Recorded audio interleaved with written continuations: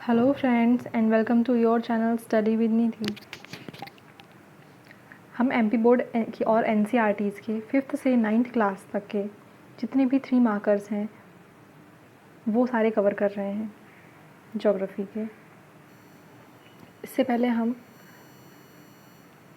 3 classes कर चुके हैं। आज हम 4th क्लास पर अपने डिस्कस करने वाले हैं। नेक्स्ट टॉपिक हमारा है आज का फर्स्ट 3 मार्कर पाला। पाला क्या है? 3 मार्कर में आएगा तो हम इसे कैसे लिखते हैं। ओके तो शुरू करते हैं। पाला, जब वायु का तापमान 0 डिग्री सेंटीग्रेड से कम होने पर वाष्प जल कणों में ना बदलकर हिम कणों में बदल जाता है। किसमें? जल कणों में ना बदलकर हिम कणों में बदल जाता है। यही हिम कण पत्तों पर जम जाते हैं जिसे पाला कहते हैं।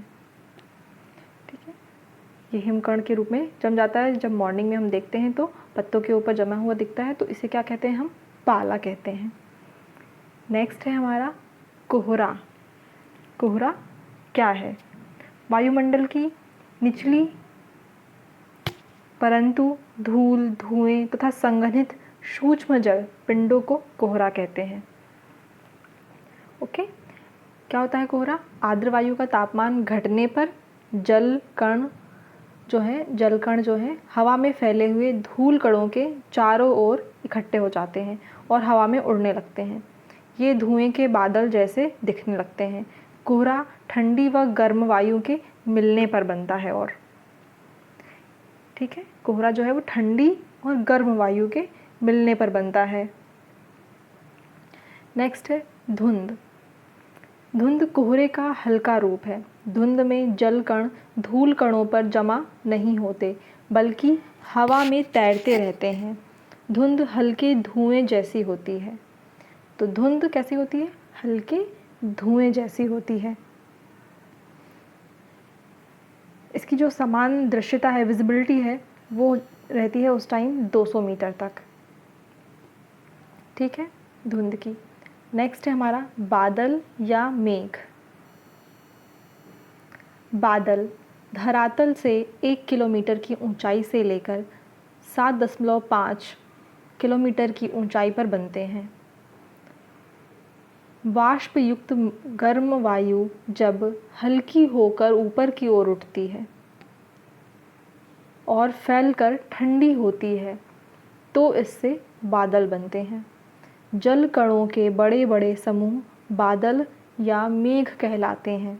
जल कणों का घनत्व कम होने पर बादल सफ़ेद दिखते हैं और घनत्व बढ़ने पर कालापन बढ़ता जाता है। तो ये था क्या हमारा बादल। मुख्यतः जो बादल हैं वो हवा की रुद्रोष्म प्रक्रिया है उसके द्वारा ठंडे होने पर और उसके तापमान के औसांक से नीचे गिरने पर बनते हैं। और जो बादल हैं वो धरातल से ऊंचाई के आधार पर विभिन्न प्रकार के होते हैं। उच्च, निम्न, मध्य, ऊर्ध्वाधर, काले मेघ, इस तरह से कई स्वरूप हैं धरातल से ऊंचाई के आधार पर। जैसे स्वरूप के आधार पर पक्षाब, स्तरीय, कपासी, इनमें भी 3 मार्कर लिखने को आते हैं। अगला मौसम। किसी क्षेत्र या प्रदेश की अल्पकाल के लिए वायुमंडल की दशा को मौसम कहते हैं। मौसम एक दिन में कई बार बदल सकता है। वायु की दशा, दिशा, तापमान, वर्षा आदि की दशाएं उस समय के मौसम को निर्धारित करती हैं।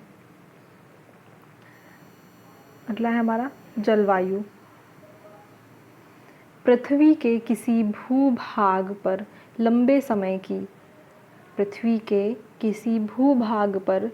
समय की सामान्य दशाओं को जलवायु कहते हैं।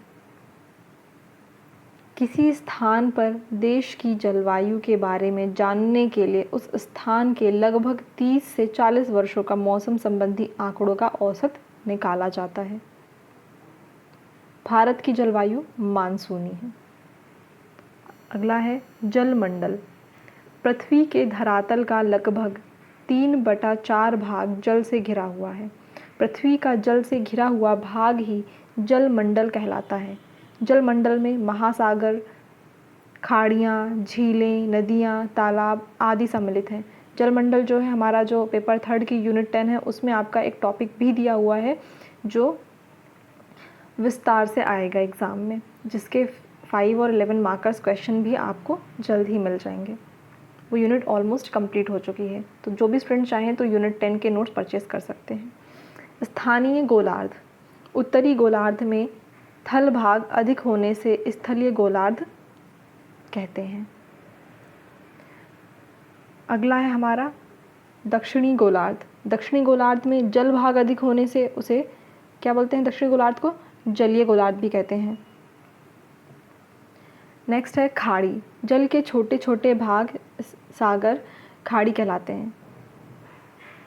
महासागर, विश्व के बड़े महासागर प्रशांत महासागर, अटलांटिक महासागर, हिंद महासागर, आर्कटिक महासागर, जल के बड़े भाग महासागर कहलाते हैं।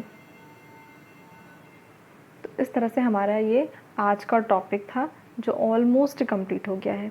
इसी से रिलेटेड जैसे हमने स्टार्टिंग में पढ़ा था पाला, कोहरा, धुंध, तो इन्हीं से मिलते जुलते हमारे क्या है ओलावृष्टि और हिमपात, जो कभी कभी एग्ज़ाम में आ जाते हैं। ओलावृष्टि क्या, जैसे कभी कभी संघनन की क्रिया होती है, कंडेंसेशन की क्रिया होती है, तो तापमान हिमांक बिंदु से या तो बहुत नीचे गिर जाता है, तब जो हिमकण है उनका निर्माण होता है, तो संवहन धाराएं इन्हें संभाल नहीं पाती और ये क्या होता है धरातल पर बर्फ़ या फिर ओलों के रूप में गिर पड़ते हैं, तो इन्हें हम क्या बोलते हैं ओलावृष्टि कहते हैं। तो ये भी आप अपने नोट्स में ऐड कर लीजिएगा, ओलावृष्टि भी 3 मार्कर के लिहाज से इम्पॉर्टेंट है। ऐसे ही नेक्स्ट क्लास में हम और 3 मार्कर्स डिस्कस करेंगे और जितने भी हमारे MP बोर्ड और NCERT से रिलेटेड 3 मार्कर्स बन सकते हैं बुकलेट से, वो सारे कंप्लीट करेंगे। तब तक के लिए थैंक यू फ्रेंड्स।